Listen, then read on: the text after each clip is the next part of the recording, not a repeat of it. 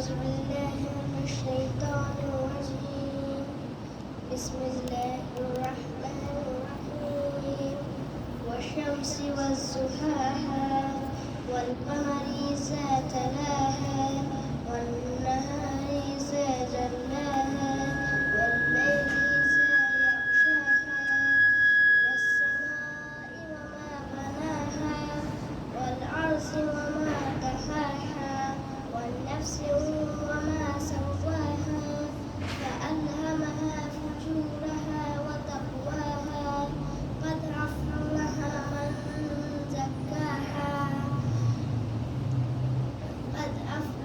من زكاها وقد خاب من دساها كذبت ثمود بتقواها إذ انبعث أشقاها فقال لهم رسول الله ناقة الله وسقياها فكذبوه فعقروه فدمدم عليهم ربهم بذنبهم فسواها ولا يخاف عقباها.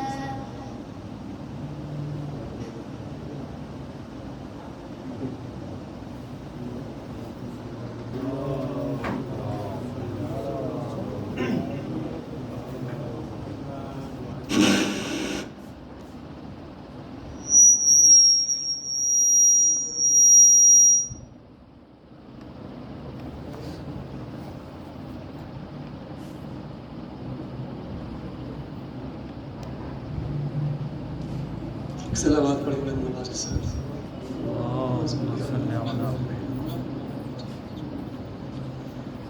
جو ہاتھ ماتم شہ میں کبھی اٹھا نہ کرے، جو ہاتھ ماتم شہ میں کبھی اٹھا نہ کرے، یہ ان سے کہہ دو نمازوں میں بھی دعا نہ کرے، جو ہاتھ ماتم شہ میں جلال دیکھ کے مجھے دعائیں کرتی تھی، جلال دیکھ کے مجھے دعائیں کرتی تھی، یہ پیاس لوٹ کے آئے یہاں خدا نہ کرے، جو ہاتھ ماتم شہ میں بنا ہمارے جنا میں نہ جائے گی زہرا، بنا ہمارے جنا میں نہ جائے گی زہرا، یہ وہ نہیں ہے جو وعدہ کرے وفا نہ کرے، جو ہاتھ ماتم شہ میں سہیل ان کا تو سجدہ بھی سر پٹکنا ہے، پس نماز جو رخ سوئے کربلا نہ کرے. اللهم صل على محمد وآل محمد وعجل فرجهم. جب زمین عالم پر بنت مصطفیٰ آئی، جب زمین عالم پر بنت مصطفیٰ آئی، غسل کر کے زم میں کعبے سے گھٹائی، مرد کی ہدایت کو لاکھوں انبیاء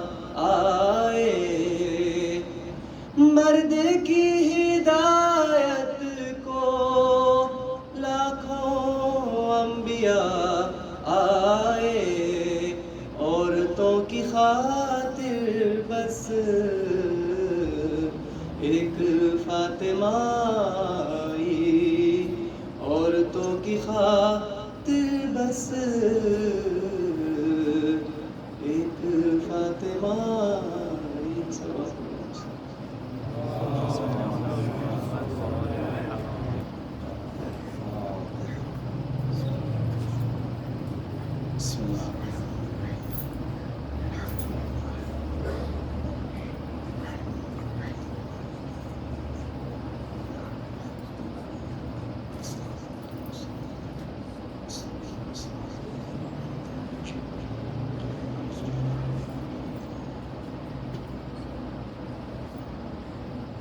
حسبنا اللہ ونعم الوکیل نعم المولا ونعم النصیر ما شاء اللہ لا حول ولا قوة الا باللہ العلی العظیم اعوذ باللہ من الشیطان الرجیم بسم اللہ الرحمن الرحیم الحمد للہ الذی هدانا لهذا وما كنا لنهتدي لولا ان هدانا الله لقد جاءت رسل ربنا بالحق ثم الصلاة والسلام والتحية والإكرام على سيدنا ومولانا ومولى الثقلين أبي القاسم المصطفى محمد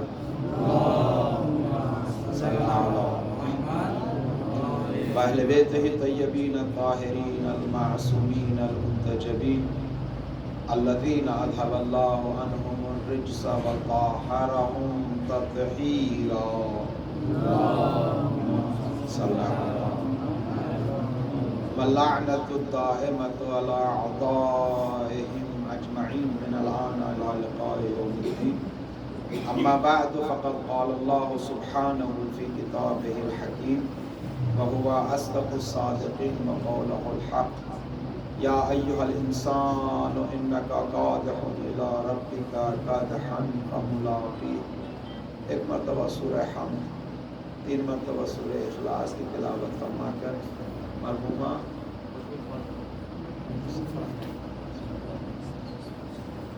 بطول فاطمہ بنت اقبال ہے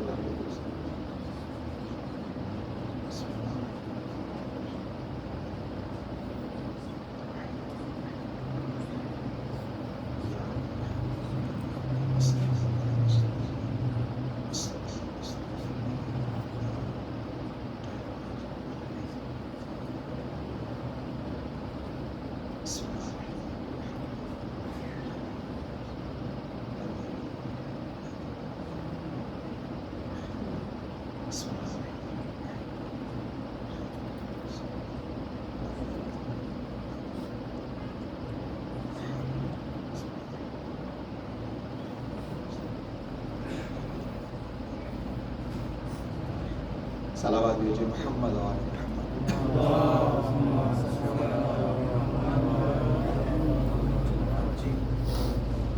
خدا تعالی کا احسان ہے، امتنان ہے، منت ہے اس کی کہ ہمیں اپنی سعادتوں کے لیے اور تطہیر قلوب کے لیے اور عاقبت بخیری کے لیے پاکیزہ زواج سے جوڑا ہے. یہ خاص عنایت خداوند متعال نے فقط ان لوگوں کو دی ہے جن کے ماؤں کے دامن میں بھی طہارت ملتی ہے اور اسلاف کے پاکیزگی ان کے آبا و اجداد میں ملتی ہے.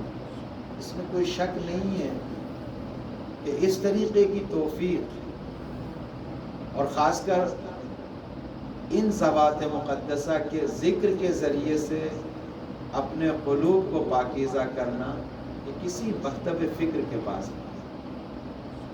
اور اللہ نے خداوند متعال نے ایک خاص توفیق سے نوازا ہے. اس کی اہمیت، اس کی ارزش، قیمت کوئی اندازہ نہیں لگا سکتا. اور یہی وہ فرش عزا ہے جس کے ذریعے سے ہم دنیاوی حیات کو بھی سدھارتے ہیں، سنوارتے ہیں، سجاتے ہیں، اور اخروی حیات کو بھی سجاتے ہیں۔ تو جو چاہوں گا سر، اپنی حیات کو بھی سجاتے ہیں اور مومنین کی حیات کو سجانے میں اس کی نصرت کرتے ہیں، اسی فرش اعظم میں دعا کرنے کے ذریعے، خیر خواہی کے ذریعے، اور جس طریقے سے اس دنیا میں ہم آپس میں اپنی زندگیوں کو اس فرش عزا کے ذریعے سے سجاتے ہیں، اسی طریقے سے جانے والے کی حیات کو ہم فرش عزا کے ذریعے سے سجاتے ہیں۔ میں چند ایک عرائض جو آپ کی خدمت میں پیش کرنا چاہتا ہوں، اسی حوالے سے عرض کرنا چاہتا ہوں کہ جانے والے کی زندگی کو کیسے سجایا جاتا ہے۔ وہ تو چلا گیا ہے، لیکن سجایا کیسے جاتا ہے، اور یہ فرش عزا میں کتنی جان ہے، نہ صرف یہاں رہنے والے کی زندگی کو سجاتی ہے، جانے والے کی زندگی کو بھی سجاتی ہے۔ میں مرنے والے کے احتیاج اور فقر و نیاز کو اگر ایسے بیان کروں، ایک استاد بزرگوار تھے، خدا غریق رحمت کر، وہ خود فرمایا کرتے تھے کہ جب قبرستان کے پاس سے گزرو تو چلتے ہوئے فاتحہ مت پڑھیے۔ ان کی تعبیر یہ تھی کہ جب آپ چلتے ہوئے فاتحہ پڑھتے ہیں تو پیچھے ہاتھ پھیلائے، پیچھے پیچھے آتے، ایک فقیر کی طرح، ایک محتاج کی طرح، اس لیے کہ ان کو ضرورت ہے، وہاں ضرورت ہے، چونکہ اپنے ہاتھ کٹے ہوئے ہیں وہاں، اس کو احتیاج ہے، اس کی آنکھیں لگی رہتی ہیں۔ تو وہ فرماتے تھے جیسے تمہاری کرامت کو یہ گوارا نہیں ہے کہ سڑک پر گلی میں چلتے ہوئے ایک فقیر کو کچھ دو، تو قبرستان میں بھی چلتے ہوئے فاتحہ مت پڑھیے، کھڑے ہو کر۔ منازل الآخرت میں شیخ عباس قمی ایسے لکھتے ہیں کہ ایک بادشاہ تھا، بہت ہی سرمایہ دار، بہت مالدار انسان تھا، اور جب وہ مر گیا، جو مجالس ہوتی تھی، تبرکات بڑھتے تھے، پھر وہ تبرکات کھانے کے بعد جو رہ جاتے تھے ان کو پھینکا جاتا تھا۔ یہ خواب کو خود وہاں پہ بیان کیا منازل الآخرت میں، کہتے ہیں وہ بادشاہ ایک مومن کے خواب میں آیا، آنے کے بعد کہا کہ اگر میرے لیے کچھ نہیں کر سکتے تو کم سے کم وہ نذر، وہ کھانے جو بعد میں بچ جاتے ہیں، اسی کو ہمارے لیے بھیج دیں۔ اتنی احتیاج ہوتی ہے انسان کو، اتنا محتاج ہوتا ہے، اتنا فقیر ہوتا ہے، لیکن یہ کب ہوتا ہے؟ جب وہ زندہ ہوتا ہے۔ تو چاہوں گا اذان محترم، میں اپنی گفتگو کو، بہرحال اذان کی ہے، پھر یہ جلدی ختم کروں گا، اپنی گفتگو کو یہاں سے شروع کرتا ہوں۔ ایک صاحب نے 11 محرم کو انڈیا میں میری دعوت کی، عالم بزرگوار، انڈیا میں 5-7 سال پڑھے، پھر قوم میں آئے، کچھ سال پڑھے، پھر ایک دوسرے ملک گئے، وہاں کا نام نہیں بتاؤں گا چونکہ ذہن آپ کے پہنچ جائیں گے، وہاں کچھ سال پڑھے، اور پڑھنے کے بعد جب انڈیا میں شفٹ ہو گئے، پیسے والا انسان، اور پھر وہ بزنس والا، یہ جو میری دعوت کی تو 12 کھانے کے بعد بیٹھ گئے۔ وہ مجھ سے کہنے لگے کہ کب تک رہو گے قوم میں، بچوں کے فیوچر کے بارے میں کیا سوچا، اپنے فیوچر کے بارے میں۔ اب بہت میں ان کے ایک بہتانہ انداز میں ان کے چہرے کو دیکھ رہا تھا، بار بار وہ یہی کہہ رہے تھے کہ بچوں کے فیوچر کے کیا بارے میں کیا سوچا، اپنے فیوچر کے بارے میں کیا سوچا۔ یہ کون سا فیچر ہے، یہ کون سا فیچر ہے جو آج معاشرے کے ہر انسان کی زبان پہ ہے؟ یہاں قوم میں بھی رائج ہوتا جا رہا ہے، ارے بچوں کے فیوچر کے بارے میں سوچنا ہے، کہیں دہلی میں ایڈمیشن کرا دیں، بنگلور میں ایڈمیشن کرا دیں، کسی چھوٹے بڑے شہر میں ایڈمیشن کرا دیں، بچوں کو شفٹ کر دیں۔ نجف میں ابھی ہم گئے، بہت ساری فیملیوں سے سلام دعا ہوئی، بچوں کے فیوچر کا مسئلہ تھا، خانوادہ انڈیا میں رہتا ہے، پاکستانی دوست بھی، وہ بھی پاکستان میں رہتا ہے، کیوں بھائی؟ بچوں کے فیوچر کا مسئلہ ہے۔ یہ فیوچر ہے کیا؟ اگر تھوڑی سی تحلیل آپ کریں تو یہ فیوچر ہے، یہ 70 سال بچہ جیے گا، یہ 60 سال جیے گا، ایک محدود زندگی کی ٹینشن ہے، محدود زندگی کی ٹینشن اتنی ہے کہ ہر انسان اپنی زندگی کے دستور کو بدل رہا ہے، یعنی وہ اجتماعی زندگی، وہ معاشرتی زندگی، وہ سکون والی زندگی ایک چھت کے نیچے، اس کو بھی چینج کر رہا ہے انسان۔ کیوں؟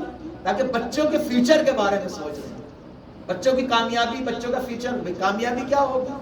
کہا صاحب پڑھیں گے، نالج حاصل ہوگی، ڈگری لیں گے، ڈگری کے بعد کالج میں کہیں پر پڑھنے کے بعد پھر سروس لگے گی، فلاں لگے گی، فیوچر بنے گا انسان کا، یا کچھ بزنس کریں گے. یعنی تعلیم حاصل کریں گے تاکہ اپنے پیٹ کے لیے کمائیں اور زندگی گزارے. یہی فیوچر ہے.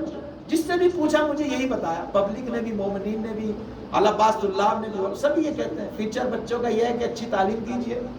اچھی تعلیم کو کہاں معطوف کرتے ہیں کہ کسی اچھے کالج میں، اچھی سٹی میں، کسی اچھے اسکول میں پڑھے گا اور ڈگری لینے کے بعد اسکول میں اس کے بعد نوکری لگے گی، سیلری ملے گی تاکہ زندگی گزارے. پورے فیوچر کو اس میں، یہ فیوچر کا نعرہ اچھا ہے، فطرتی ہے، لیکن تطبیق کہاں کر رہے ہیں؟ تطبیق کہاں کر رہے ہیں؟ تطبیق اس زندگی پر کر رہے ہیں جو 70 سال 60 سال 50 سال، اس کو پھر ختم ہو جانا ہے، اس زندگی کو ختم ہو جانا ہے. اس کی ٹینشن بہت زیادہ ہے کہ اس کے فیوچر کو بنایا جائے، پیسہ خرچ کیا جائے. لگ رہے ہیں زندگیوں میں جدائی ہو گئی ہیں، میاں کہیں ہیں، بیوی کہیں ہیں. ہندوستان میں بھی روزانہ رکشہ چلا رہا ہے تاکہ بچے کے فیوچر کو بنائے.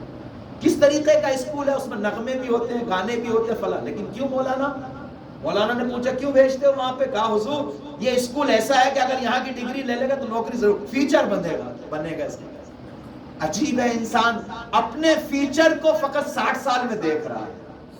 اس کو ختم ہو جانا ہے، اس کو ختم ہونا ہے. جب بھوکا رہے یا پیٹ بھر کے جیے، اس کو عمر اتنی جینی ہے، ٹائم اس کو اتنا ہی لگانا ہے. لیکن جس فیوچر کے لیے اللہ نے بیان کیا، بالعصر ان الانسان لفی خسر، انسان گھاٹے میں ہے. کیسے اسکول میں چلا جائے، کیسی اسکول میں چلا جائے، کیسی سیلری، کیسی نوکری لگ جائے، کتنے سرمایہ دار بن جائے، کیسا بھی ہو جائے. لیکن قرآن کہہ رہا ہے اس کا فیچر یہ ہے کہ یہ گھاٹے میں ہے. الا الذین آمنوا وعملوا الصالحات. یہ فیچر کا نعرہ، یعنی مستقبل اچھا بنانا صحیح ہے. یہ فطرتی تقاضا ہے. خیر خواہی فطرتی تقاضا ہے، اپنی نسل کے لیے، اپنے دوستوں کے لیے، عزیز کے لیے، معاشرے کے لیے اچھا نعرہ ہے، یہ فطرتی نعرہ ہے. لیکن تطبیق غلط کیا کر رہے ہیں. کس نے کہا یہ 60 سال 70 سال؟ یہ اس کا مکتب فکر ہے جس کی زندگی ہی 70 سال پہ ختم ہو جاتی ہیں. یہ ان لوگوں کی مکتب فکر ہے، یہ ان کی فکر ہے جن کا مکتب یہ کہتا ہے کہ انسان موت کے بعد ختم ہو جانا ہے، انسان کو فانی ہو جانا ہے. لیکن ہم فرش عزا بچھا کے، ایصال ثواب کر کے یہی اعلان کرتے ہیں کہ ہمارا مرتا نہیں ہے، متقی ہوا. یہ فرش عزا بچھا کے ہم یہی اعلان کرتے ہیں، ایصال ثواب کر کے یہی بتانا چاہتے ہیں تمہارے ختم ہوں گے، ہمارے ختم نہیں ہوئے. اس لیے کہ وہ ختم ہو جاتے ہیں جو ان لوگوں کو مارتے ہیں جو ختم ہو چکے ہیں. وہ قومیں کبھی ختم نہیں ہوتی جو ان کو مانتے ہیں، جو ہمیشہ زندہ ہیں. اب دنیا پوری تاریخ میں دیکھ لیں کون سا مکتب فکر ایسا ہے جو ان کو مانتا ہے، جو ہمیشہ زندہ ہے. ہمارے وارث بھی زندہ ہیں، ہمارے مولا بھی زندہ ہیں. جب جن کو مانتے ہیں وہ زندہ ہے تو ماننے والے بھی زندہ ہیں. تمہارے ختم ہو جائے. آپ کا مکتب فکر یہ کہتا ہے کہ موت آخرت تمام ہے، ختم ہے، تو آپ کا فیوچر یہیں تک ہوگا. ہماری عقل، ہماری فطرت، ہمارا شعور اور میرا مکتب یہ کہتا ہے کہ انسان کا فیوچر دنیا نہیں ہے، انسان کا فیوچر آخرت ہے، دنیا نہیں ہے. دنیا فیوچر وہاں پہ مجھے انگلش کا لفظ ہے، لیکن اگر میں یہیں پہ اگر اپنی اردو میں، عربی میں تعبیر کروں ان چیزوں کو تو کچھ اس طریقے سے بیان کرنا چاہیے. جو مسافت ہے، جو راہ ہے، جو مزرعہ ہے، یہ فیچر نہیں ہے. توجہ چاہوں گا، یہ زمینہ سازی ہے اس غایت اور انتہا کے لیے. یا سعادت ملے گی یا شقاوت ملے گی، اس کے لیے اصل فیچر وہ ہے. یہ دیکھیے کہ اس کو آخرت میں جنت میں رہنا ہے یا دوزخ میں رہنا ہے، اس کی سعادت پانا ہے اس کو یا بدبختیوں میں رہنا ہے. فیوچر وہاں ہوگا، فیوچر یہاں نہیں ہے. یہاں تو اس کو کوشش کرنی ہے، بھاگنا ہے، دوڑنا ہے، زحمت کرنی ہے. یہاں وہ دم بدم ایک سفر کر رہا ہے، اور سفر کبھی فیوچر نہیں ہوتا، سفر کے نتیجے کو فیوچر کہتے ہیں. ہماری زندگی اسکول اور کالج پہ جا کے ختم نہیں ہوتی جہاں پہ جا کے ہم یہ کہیں یہ ہمارا فیوچر ہے. ہماری زندگی یہ ہے کہ اس دنیا میں وہ کام کریں جس کے ذریعے سے ہماری آخرت بھی سجے, ہماری زندگی بھی سجے, اور وہ حیات ابدی ملے پرچم ولایت کے ذریعے نیچے. جس زندگی میں, جس حیات میں سعادتیں ہیں, نعمت الہی ہے, مظاہر جلوہ الہی ہے, جہاں پہ توحید کا مناظر ہے, جہاں توحید کا شہود ہے, اس کے علاوہ کچھ نہیں, اس کے علاوہ کچھ نہیں. کس نے کہہ دیا فیوچر دنیا ہے؟ فیوچر دنیا نہیں ہے. فیوچر ہمارا مومن کا, چونکہ قرآن کی بہت ساری آیتیں دلالت کرتی ہیں. یہ انسان دم بدم فطرتاً ایک قوت سے کمال کی طرف جا رہا ہے, فعلیت کی طرف جا رہا ہے, ذات سے قوت کی طرف جا رہا ہے, دم بے دم. یہ انسان سفر کر رہا ہے دنیا میں. جو انسان دنیا میں سفر کر رہا ہو وہ انسان اس پوری دنیا میں حالت سفر میں فیوچر پر اسی وقت پہنچے گا جب اس کی موت عارض ہوگی. موت عارض ہوگی, اور جب موت عارض آ رہی ہے تب اس کے سامنے فیوچر سامنے آ رہا ہے. یا روزۃ فی من ریاض الجنہ میں ہے, یا حفرۃ من حفر النار میں ہے. وہ اس کا فیوچر ہے, وہ اس کا فیوچر. یہاں کس نے کہہ دیا کہ انسان کی زندگی کا نتیجہ یہاں دنیا میں ملتا ہے؟ دنیا میں نتیجہ نہیں ملتا ہے. دنیا فقط ایک کوشش ہے, سعی ہے, انسان کی یہاں پر بھاگ ہے, دوڑ ہے, اور یہاں پر اعمال کو انجام دینا ہے. وہ جو کل آخرت میں انسان کو ملے گا وہ اس کا فیوچر ہے. لیکن یہ انسان کیا کرے گا؟ انسان کیا کرے گا؟ انسان اپنی زندگی کو جو ابدی زندگی ہے اس کو سجانے کے لیے اس مختصر سی زندگی کو ویسا گزارے جو اس کی خدمت میں ہو. اسے یہ خوبصورت طریقہ ہے, اور یہ خدا کی عنایت ہے.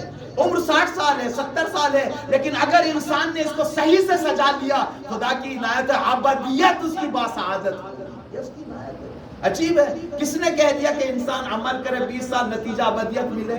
ایک سجدہ کرے نتیجہ اس کا خوبصورت ہو, قیامت میں ابدی طور پر اس کو جنت ملے. یہ خداوند متعال کی رحمت ہے, عنایت ہے, اور یہ ولایت کے دسترخوان پر بیٹھنے کی توفیق ہے. لہذا انسان یہ مت سوچے کہ یہ انسان دنیا میں کیسے جی رہا ہے کہ تاکہ دنیا میں نتیجہ ملے. یہ سوچے کہ میں اس دنیا کو ایسے سجاؤں کہ میری آخرت صحیح ہو جائے, یعنی اس کو فیوچر کے جو وہ نتیجہ عمل ہے. نتیجہ عمل دنیا میں نہیں, نتیجہ عمل جو ہوتا ہے اس کو فیوچر کہتے ہیں.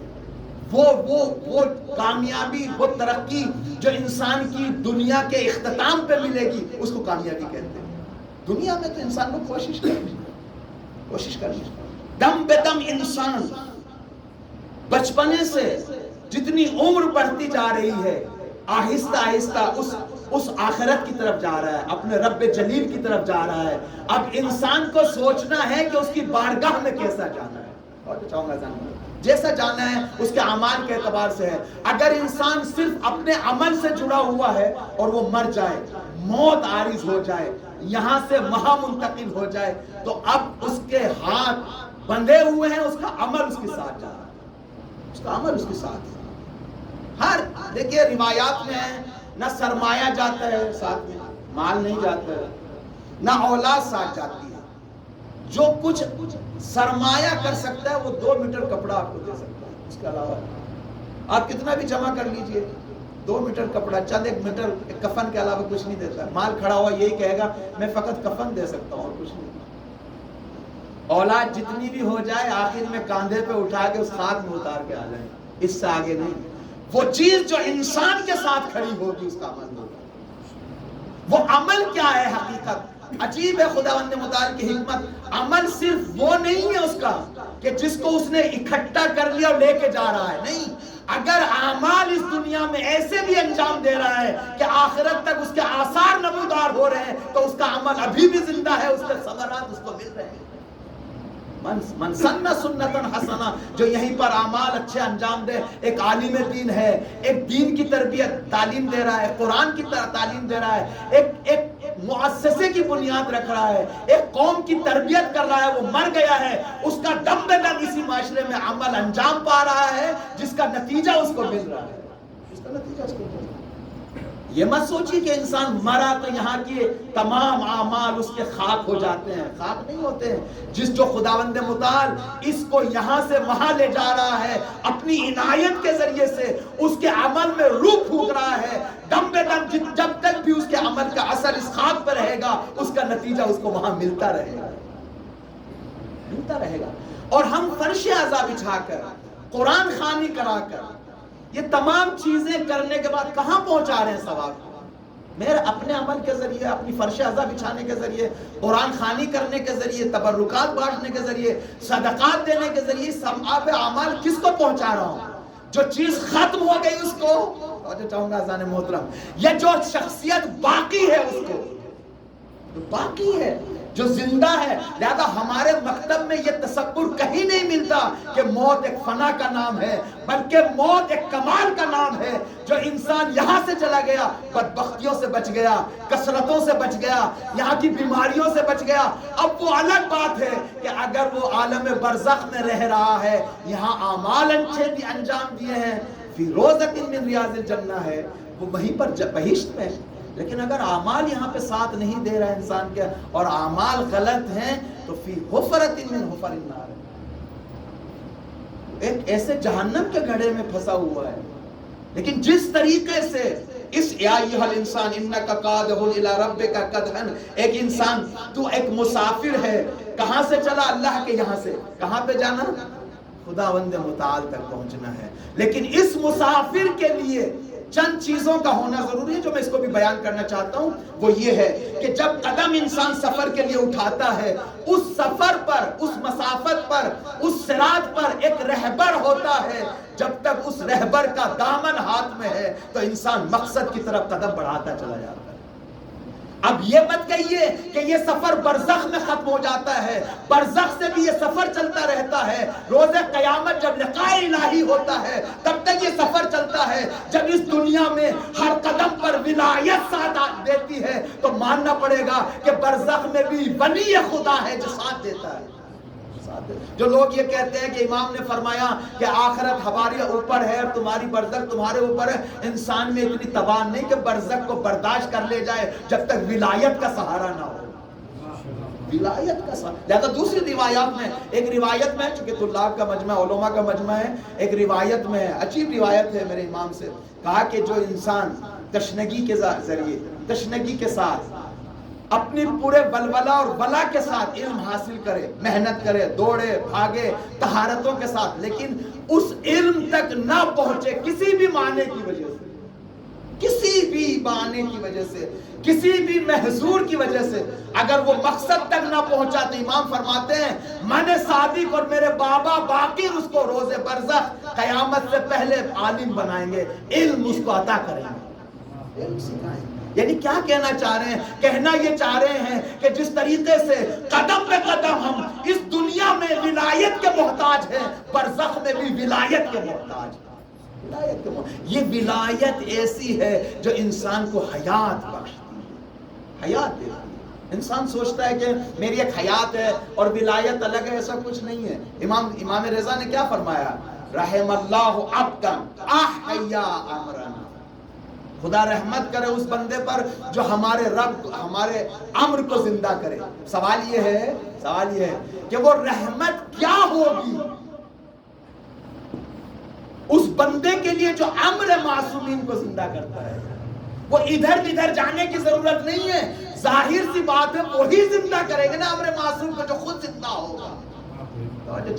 اور جو خود زندہ نہیں ہوگا وہ امر معصوم کو زندہ نہیں کر سکتا۔ یہ زندگی ہے جو امر مولا کو زندہ کر سکتا ہے۔ انسان کو زندگی کہاں ملتی ہے؟ قرآن کی یہ آیت کہتی ہے یا ایھا الذین آمنوا استجیبوا للہ وللرسول اذا دعاکم لما یحییکم، جب تمہیں اللہ اور رسول حیات کی طرف بلائیں تو تم لبیک کہو۔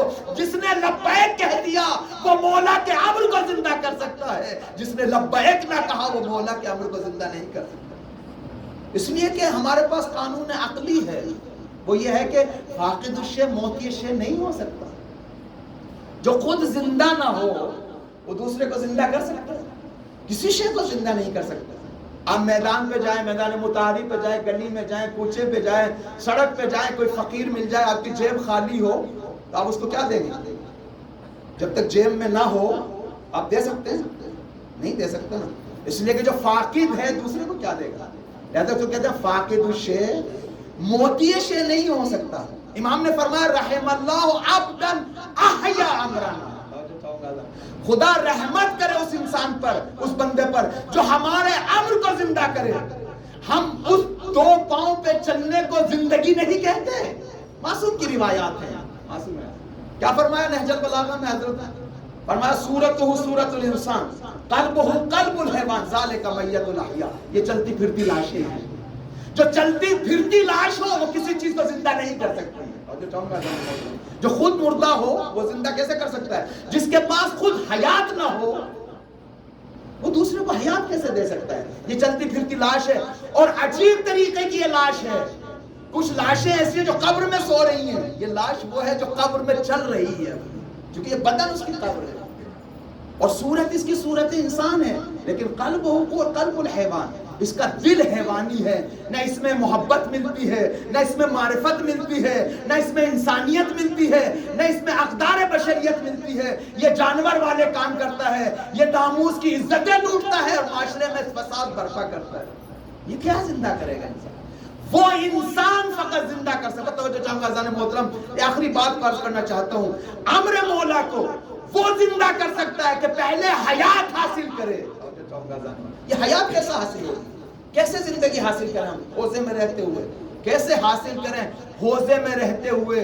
کیسے زندہ کر سکتے ہیں؟ امام فرماتے ہیں یتعلمون امرنا یا علومنا، یہ ہمارے علوم کو سیکھتے ہیں، وَيُعَلِّمُهَا النَّاسِ، اور پھر دوسروں کو وہ تعلیم دیتے ہیں. اور جو چاہوں گا حضرت محترم، معصوم نے یہ نہیں فرمایا کہ میرا امر کو، ہمارے امر کو خدا رحمت کرے اس بندے پر جو ہمارے امر کو زندہ کرے فہموں کے ذریعے، خیالات کے ذریعے، توہمات کے ذریعے، جو دل میں آ گیا اس کے ذریعے، جو ذہن میں آ گیا یہ میری تحلیل ہے ابھی میں نے سمجھا ہے. نہیں، ہمارے علم کو سیکھے اور اس علوم کو لوگوں تک پہنچائے. بس معصوم نے بتا دیا جب تک تعلم نہ ہو تعلیم مانا نہیں رہتی.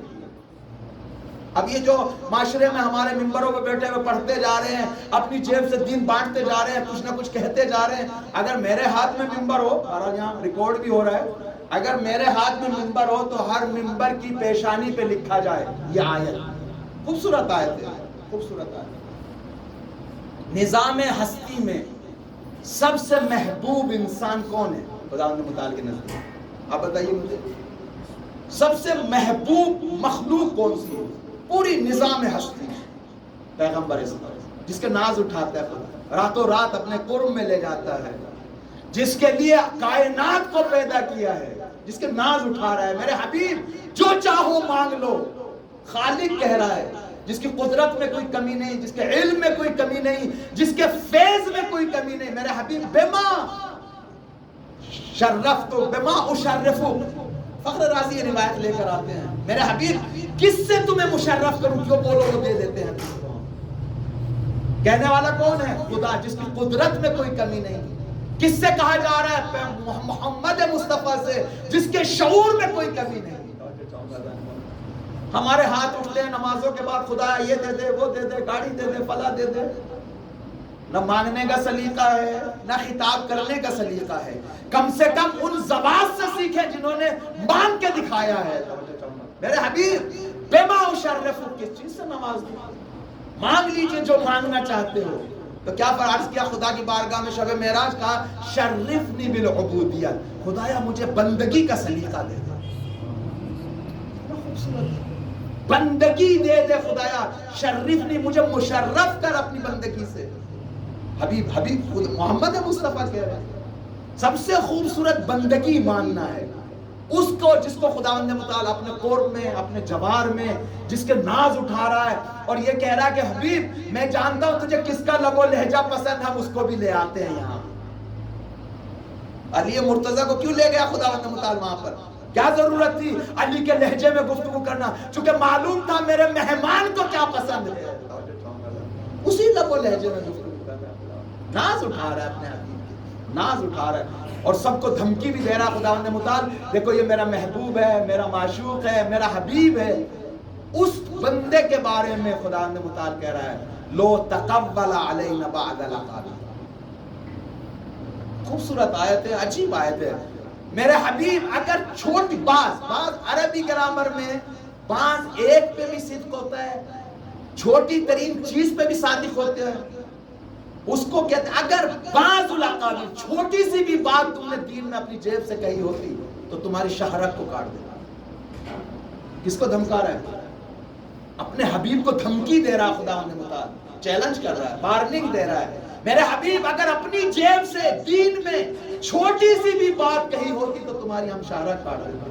میں کہوں گا خدایا یہ تو روزانہ ممبروں سے دین ہی اپنی جیب سے بٹ رہا ہے, وہ اپنی جیب سے کہہ رہا ہے, وہ اپنے ذہن سے کہہ رہا ہے, وہ اپنے دماغ سے کہہ رہا ہے, اپنے نبی کو تو ایسے دھمکا رہا ہے اور ان کے بارے میں کچھ نہیں کہا. خبردار, ہم عزیز بھی ہیں, حکیم بھی ہیں, ہم مغلوب نہیں ہوتے لیکن حکمت نہیں چھوڑتے. جب تک مہلت دے رہے, جب گردن دبائیں گے تو فوراً مل رہے. یہ مہلتیں ہیں, لیکن دین کو اپنی جیب سے بیان نہیں کرنا چاہیے. احیاء امر اہل بیت فقط اس طریقے سے ہوتا ہے. یتعلمون علومنا, ہمارے علوم کو سیکھتے ہیں. جب تک تعلم نہ ہو توہم نہیں, تخیل بھی نہیں, میرے ذہن نے یہ سوچا یہ بھی نہیں, تعلم کے شرائط ہو علوم آل محمد کے لیے, اور جب تعلم ہو جائے تب تعلیم کرنے کا حق ہے. ایک صاحب ہماری طرف مظفر نگر کی بستیوں میں, ہم بہت پہلے یہاں سے گئے تھے, ایک عزیز کا انتقال ہو گیا, وہاں پرسے کے لیے گھر والوں نے بھیج دیا, ہم جاتے پرسے کے لیے. تو مغربی یو پی کے سب سے بڑے خطیب, نام لینا تو مناسب نہیں ہے, مصیبت ہے, وہ وہاں پہ حقہ اتنا بڑا رکھا ہوا ہے, زمیندار لوگ ہیں, چارپائیاں بڑی بڑی اونچی چارپائیاں, اور جب تک وہ پاؤں لٹکائے بیٹھے تھے تو پاؤں تھوڑے سے زمین پہ بھی نہیں لگ رہے تھے, لیکن جب وہ جوش میں آئے تو پاؤں سمیٹ کے چارپائی پہ بیٹھ گئے. اور سوال یہ تھا کہ اگر ابو طالب معصوم ہے تو معصوم پھر 14 کیوں ہے, 15 کیوں نہیں؟ لوگوں میں یہ بات چل رہی تھی. میں کونے میں بیٹھا تھا چارپائی پہ, تو وہ مولانا نے اپنے آپ کو سمیٹا, اور سمیٹنے کے بعد حقے کو ہاتھ میں لیا, کہا کہ اس کو کوئی حل نہیں کر سکتا میرے علاوہ. یہ تعبیر قارونی ہے, ایک عبد کی تعبیر ہے. قارون نے بھی یہی کہا تھا, یہ مال میں نے اس طرح اکٹھا کیا, اس طرح اکٹھا. پہلی بات تو وہاں مال تھا تو یہاں تو کچھ بھی نہیں. عجیب ہے, ناز بھی اس چیز پر جو نہیں ہے. اس میں مبتلا ہمیں بھی جانا اسی معاشرے میں. ابھی ہو کے آیا ہوں ایک مہینے, کیا کیا نہیں سن کے آیا ہوں. آپ جائیے سنیے, افوات اتنے عجیب سننے کو ملتے ہیں وہاں پر, انسان کا دل دکھتا ہے. اب انہوں نے تحلیل کرنا شروع کیا کہ ہم بتاتے ہیں 40-50 آدمی بیٹھے ہوئے ہیں, ٹوپیاں سر پہ, حقہ. کہا کہ دیکھو ابو طالب معصوم ہیں لیکن نہ امت محمدی کے بلکہ امت عیسیٰ کے. اس کا مطلب جانتے ہیں کیا؟ اس کا مطلب جانتے ہیں؟ اس کا مطلب یہ ہے کہ اگر ابو طالب کا امت محمدی سے کوئی تعلق نہیں تو کفر آپ خود بخود ثابت کر رہے ہیں, خود بخود ثابت کر رہے ہیں. اور میں نے یہی جملہ کیا, حضور آپ نے مزے میں کفر ابو طالب ثابت کر دیا. اور وہ حیرت زدہ بہت, اگر عیسیٰ بھی ہوتے وہ بھی امت محمدی میں ہوتے.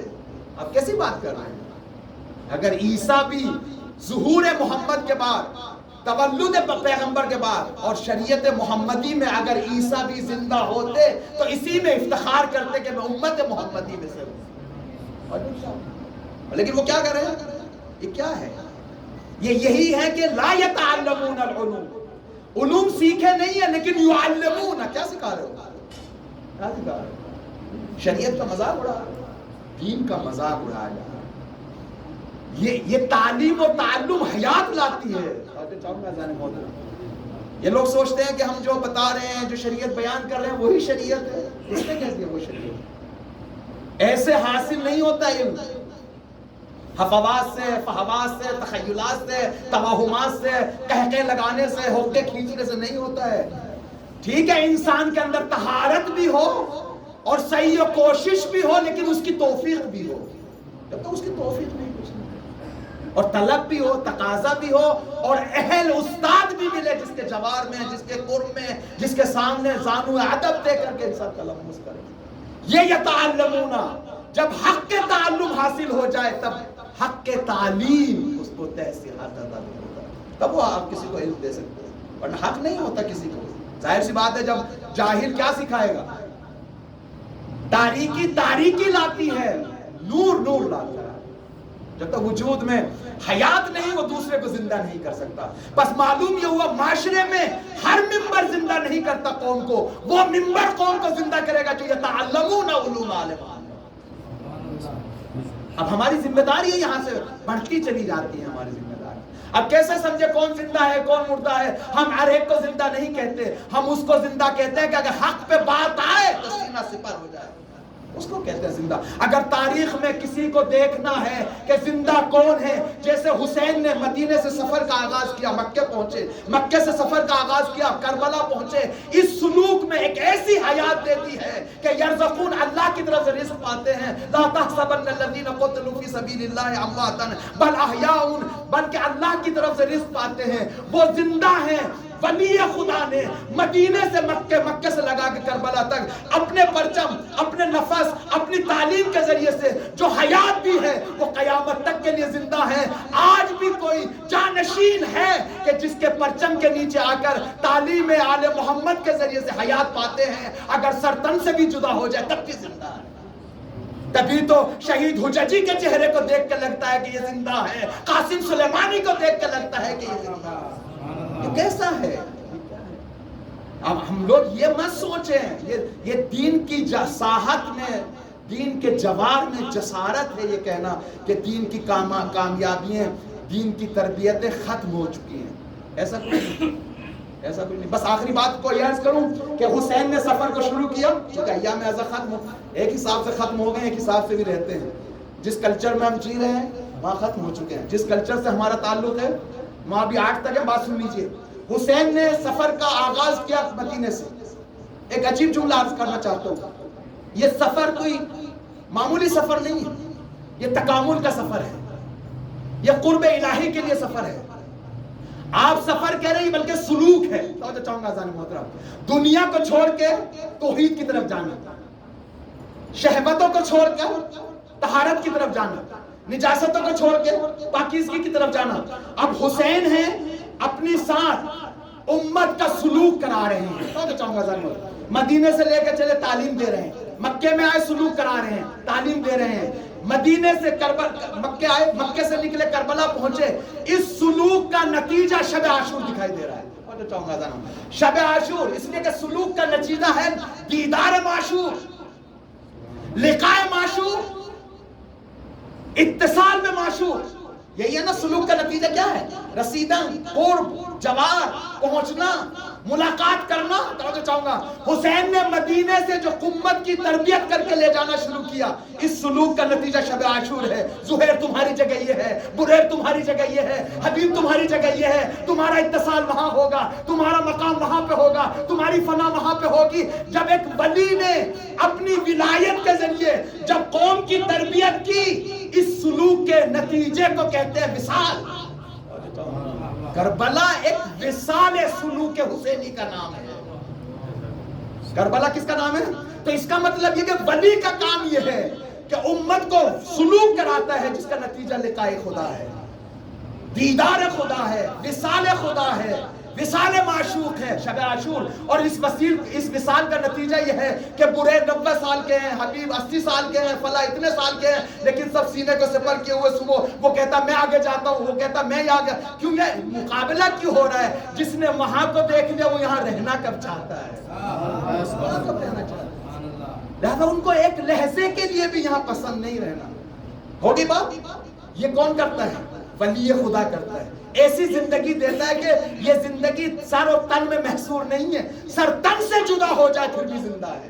یہ حیات کون دے رہا ہے؟ ولی خدا۔ اگر ولی خدا اس طریقے سے حیات دیتا ہے تو ماننا پڑے گا جو جانشین ولی ہے وہ بھی سلوک کراتا ہے امت کی، وہ بھی ایسا سلوک کراتا ہے جس سلوک کا نتیجہ ہے لقاء توحید، لقاء خدا، دیدار خدا۔ اگر یقین نہیں آتا تو آج بھی فرزند زہرا امت کو سلوک کرا رہے ہیں جس کا نتیجہ اگر کوئی دیکھنا چاہتا ہے، داعشیوں کے مابین شہید حججی ہے، چہرے سے لگ رہا کہ کہیں پہ متصل ہے، نہ خوف ہے، لا خوف علیہم ولا یحزنون، نہ ڈر ہے، اس لیے کہ پرچم ولایت کے ذریعے سے، پرچم ولایت کے زیر سایہ سلوک ہو رہا ہے جس کا نتیجہ ہے لقاء توحید، وصال توحید، دیدار توحید۔ جہاں پہ خوف نہیں ہوتا. لا خوف علیہم ولا هم یحزنون. نہ خوف ہے نہ ڈر ہے، نہ ماضی سے کی نسبت خوف ہے نہ مستقبل کی نسبت. کس نے کہا چند افراد 30,000 سے لڑیں گے؟ کس نے کہا چند لاکھوں سے چند ایک لڑیں گے؟ اور جو چاہوں گا جان کربلا میں یہی تو ہوا. 70 ہیں 72 ہیں، کتنے سامنے؟ قدر متیقن 30,000 ہے. کون سی عقل معیشتی محاسباتی یہ انسانی کہتی ہے کہ 70 72 30,000 سے لڑ رہے ہیں؟ لہذا ہر ظاہر کو دیکھنے والا ابن عباس ہو فلاں ہو، حسین ہار جاؤ گے مارے جاؤ گے فلاں ہو جائے گا سب کچھ ہو جائے. حسین نے کہا ہم جیتیں گے، قتل نام ظفر نام. جیت ہماری ہے، چاہے قتل کر دیے جائیں چاہے زندہ رہیں. اگر تمہیں دیکھنا ہے کہ جیت کس کی ہے، نو کے نیزہ پہ دیکھنا. اگر قرآن کی تلاوت کی آواز ہے تو سمجھنا ہم جیتے ہیں. مسئلہ یہ نہیں، یہ مت دیکھیے کہ گنتی کتنی ہے، یہ دیکھیے کہ وجود میں کس کے وجود میں حسینیت ملتی ہے، کس کے وجود میں علویت ملتی ہے، کس کے وجود میں باقریت ملتی ہے، کس کے وجود میں ولایت ملتی ہے. کس نے کہا تعداد سے جیتے جاتے ہیں؟ اس دنیا میں بھی 1400 سال محاسبات میں انسانوں سے غلطی ہوئی ہے کہ 70,000 لے جاؤ جیت جائیں گے، 80,000 لے جاؤ جیت جائیں گے، لشکر کو بڑا کر لو جیت جائیں گے. یہی تھا نا. لیکن جو صاحبان ایمان تھے، صاحبان ولایت تھے، وہ تعداد نہیں دیکھ رہے تھے، وہ وجود میں بصیرت دیکھ رہے تھے، ولایت دیکھ رہے تھے. آج بھی 1400 سال کے بعد معاشرے نے غلطی کی ہے، دنیا نے غلطی کی ہے کہ پورے ملکوں سے اکٹھا کر لو، ادھر سے بھی لے آؤ ادھر سے بھی لے آؤ، یورپ سے بھی لے آؤ، امریکہ سے بھی لے آؤ، خلیج سے بھی لے آؤ، عربوں سے بھی لے آؤ، ایک بڑی فوج بنا دو جس کا نام داعش ہے، ہم جیتیں گے. لیکن صاحبان ایمان کہتے ہیں دنیا بھر پورے اکٹھے ہو جائیں لیکن اگر وجود میں ولایت ہے، معرفت ہے اور اس خدا کی محبت ہے، جیت ہماری ہے، لاکھوں تم چاہے کیوں نہ ہو. یہ نتیجہ ہے، قہری نتیجہ ہے. ایمان کا قہری نتیجہ ہے. ایمان کا قہری نتیجہ ہے. جو لوگ حیات کو فقط اس میں دیکھتے ہیں کہ سرطن پہ ہے، سانسیں چل رہی ہیں، قہقہ لگا رہے ہیں، دسترخوان پہ بیٹھا ہوا کھا رہا ہے، معاشرے میں بازار میں اسواق میں چل رہا ہے، ہم اس کو حیات نہیں کہتے. ہم اس کو حیات کہتے ہیں کہ جو نو کے نیزہ پہ جانے کے بعد بھی قرآن کی تلاوت کرے. ہم اس کو زندگیاں کہتے ہیں کہ سعادت اخروی جس کے دامن میں پائی جائے، اس کو زندہ کہتے ہیں. جو اطلاع حق و دین کے لیے سر بلند کرے اس کو زندہ کہتے ہیں. جو دین اور حق کے نابودی کے لیے کوشش کرتے ہیں وہ لاکھ بلند آواز سے بولیں لیکن ہم اس کو زندہ نہیں کرتے. لہذا فرش اعضا بچھانے کے بعد 2 سال کے بعد بھی اپنی زوجہ کے مرحومہ کے لیے اصال ثواب کر رہے ہیں. کیا اعلان کر رہے ہیں؟ یہ عقیدہ کہاں سے ملا؟ توحید سے ملا، ولایت سے ملا کہ ہمارا جانے والا ختم نہیں ہوا ہے. چونکہ ان زندوں پر ایمان رکھتے خود بھی زندہ ہے. لا تحسبن الذين قتلوا في سبيل الله امواتا بل احياء عند ربهم يرزقون. یہ وہ حیاتیں ہیں جو قرآن سے اہل بیت سے پائی ہے انسان نے. یہ مت سوچئے کہ جب تک سر تن پر ہے، جب تک کھا رہے ہیں، جب تک اس معاشرے میں چل رہے ہیں زندہ ہے. نہیں، ہم جب کہیں اور بھی جاتے ہیں تو زندہ ہوتے ہیں اور ہم ایصال ثواب کر کے بتاتے ہیں کہ ہمارا مرا نہیں ہے، زندہ ہے، ہمارا ختم نہیں ہوا ہے، منتقل ہوا ہے. من نشأۃ الی نشأۃ، من عالم الی عالم اخر، عالم آخر، دوسرا عالم میں گیا، ختم نہیں ہوا، ہمارا زندہ ہے. اور بلکہ یہ عرض کروں کہ اس کثرتوں سے نکل کر ولی خدا سے اور نزدیک ہوا ہے، ایک کمال تک پہنچا. لہذا ایصال ثواب کر کے، لہذا یہ وہ ہستیاں ہیں جن کا ذکر زندہ کرتا ہے. ہم فقط اس کو زندہ نہیں کہتے جو جا کے فوج میں لشکر میں جا کے لڑنے لگے پھر سرطن سے جدا ہو جائے، مارا جائے. نہیں، من مات علی حب آل محمد مات شہیدا، وہ بھی زندہ ہے جو محبت اہل بیت زندہ رکھتا ہے. اور محبت اہل بیت کا یاد رکھیے، وہ جو قرآن کی آیتیں ہیں تو وہ جو کہتا ہے کہ جو اللہ کی طرف سفر طے کرے، جو اللہ کی طرف سفر طے کرے وہ مسافت طے کرے، وہ مسافت کہیں باہر نہیں ہے جو اللہ تک پہنچاتی ہے، وہ مسافت یہی حب اہل بیت ہے. لہذا اگر کوئی بستر پہ بھی مرتا ہے وہ بھی شہید مرتا ہے. محبت اہل بیت، ایسی حیات. حسین جان ہے قربان آپ پر، کیا حیات پائی ہے آپ نے سر دے کر کہ ایسی زندگی قیامت تک بانٹ رہا ہے اپنے چاہنے والوں کو. ایسی زندگی بانٹ رہا ہے. کیا اللہ نے کیا حیات دی ہے؟ اپنی حیات دی ہے خدا نے. کیا حیات قیامت میں کربلا میں دی ہے مولا کو. کہ جس کے طفیل میں حسین اسی حیات سے اپنے تمام چاہنے والوں کو زندہ کر رہے ہیں. ایک ایسا زندہ ہے کہ جو کبھی مرتا نہیں ہے، یہاں سے وہاں جاتا ہے، یہاں سے وہاں جاتا ہے. لہٰذا ہم مجلسیں فرش اعضا بچھا کر، ہم قرآن خوانی کر کے، فاتحہ خوانی کر کے، صدقات دے کے، فلاح کر کے، یہ سب کر کے ہم اعلان کرتے ہیں ہم اس مکتب کے ماننے والے ہیں جس میں انسان ختم نہیں ہوتا، کمال تک پہنچتا ہے.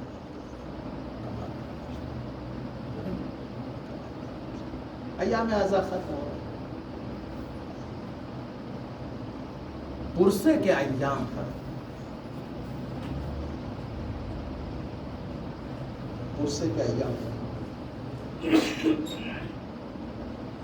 معلوم نہیں کہ صحیح پرسہ دے پائے یا نہیں دے پائے، پرسہ قبول ہوا یا نہیں.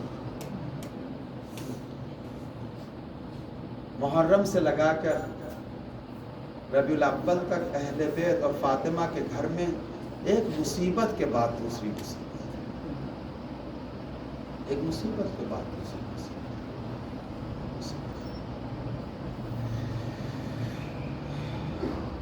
28 سفر کو پیغمبر مصطفیٰ گئے، محمد مصطفیٰ. 28 کو امام حسن مجتبیٰ گئے،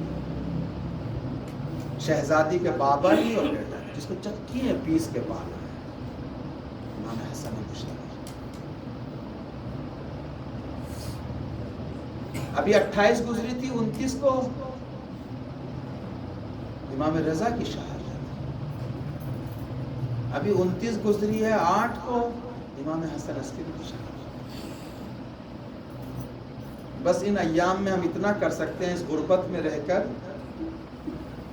اس شہزادی کے پاس جا کے کہہ سکتے ہیں، غریب الوطن شہزادی، ہم غریبوں کا پرسہ قبول کر لیجیے. ہم غریبوں کا پرسہ، کس کس کے مصائب پڑھیں عزیزوں.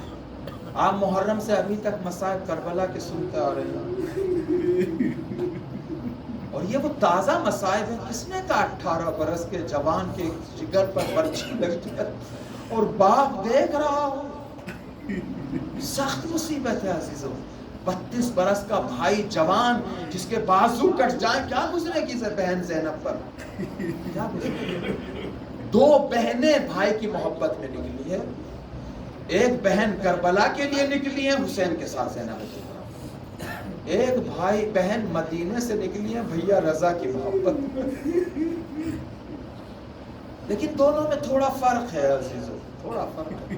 مصیبتیں دونوں نے اٹھائی ہیں لیکن تھوڑا فرق ہے. میں شہزادی کے جواب میں یہی عرض کروں گا، آپ بھائی کی محبت میں نکلی، صحابہ میں حملہ ہوا، سب کچھ ہو گیا، لیکن پاکیزہ لوگوں نے آپ کا استقبال کیا. محجبہ خاتونیں گئی، آپ کو استقبال کے ساتھ مکتوم لے کر آئے، سب نے احترام کیا. لیکن آپ کی پھوپھی زینب بازار کوفہ و شام کس طریقے سے اس محمد مصطفیٰ کی بیٹی کو بے حجاب کرایا گیا. ارے فاطمہ کے دل پہ کیا گزر رہی ہوگی، علی کے دل پہ کیا گزر رہی ہوگی. اور عزیزوں قیامت تو تب آ گئی تھی جب 40 کے دن جناب زینب کبریٰ زمین کربلا پہ پہنچی اور سید سجاد سے پوچھا، بھیا بیٹا یہ بتائیے میرے بھیا کی قبر کہاں ہے؟ جیسے سید سجاد نے بتایا، اپنے آپ کو قبر پہ گرا دیا. جزاکم ربکم خیر الجزا.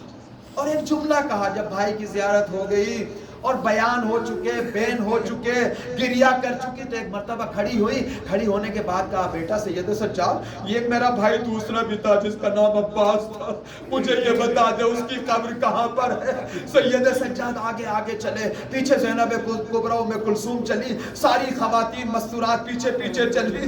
جانے کے بعد ایک جگہ ٹھہر گئے، ایک تعویذ قبر تھا. ایک مرتبہ زینب کبریٰ نے دیکھا، سوچنے لگی. سید سجاد نے کہا، یہی چچا کی قبر ہے.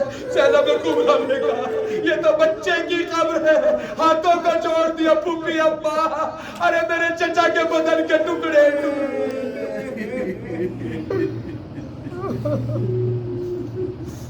انا للہ و انا الیہ راجعون.